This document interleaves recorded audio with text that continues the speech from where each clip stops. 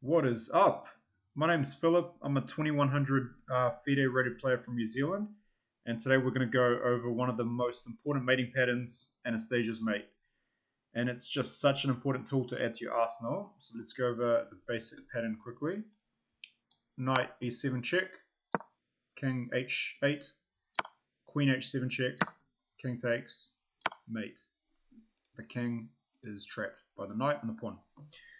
So that's essentially Anastasia's mate, nice and simply. How does it work so well, and why is it so important?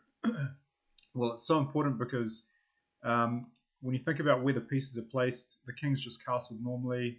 Knight d5, that's a common square for the knight. Queen on c2, rook on d1. This is all, you'll see these piece placements through countless games, and so many of your games. So when you see these pieces lined up this way, your eyes should naturally be looking at that h7 square, because as soon as you can push the king to the corner, it essentially becomes like a little barrier. So it's almost like a back rank mate, but on the h file. The only problem is the h file is closed. This is too slow. Black can just play that. There's no more mate. So that's where white explodes it. Oops, white explodes it with queen h7. Likewise, it doesn't work to sacrifice the queen straight away, because the king, that's obviously mate. Yep. But the king can come out this way, and then you've just lost the queen. So it's really important to get that knight e7 in. How does black defend against it? Well, if he had a rook here, or if he had a queen on b7 or something like that, something that was controlling that e7 square, that wouldn't work.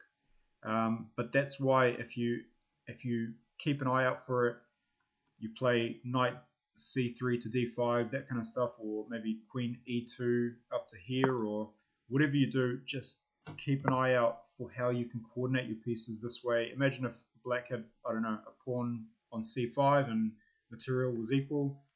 Just by going queen c2, you're taking that pawn on c5 that's there, imaginary in this case, but also threatening a mate in 3. So this honestly appears, this pattern doesn't get played heaps because people don't necessarily fall for it over a certain elo, but once you know it, you can implement it in your games. Just practice it a few times, you'll get it. It's muscle memory. It's just a basic sort of back rank mate on the H file, essentially. Play this video back, practice it, play it against your friends, and yeah, man, just smash it next time you have a blitz game or blitz tournament.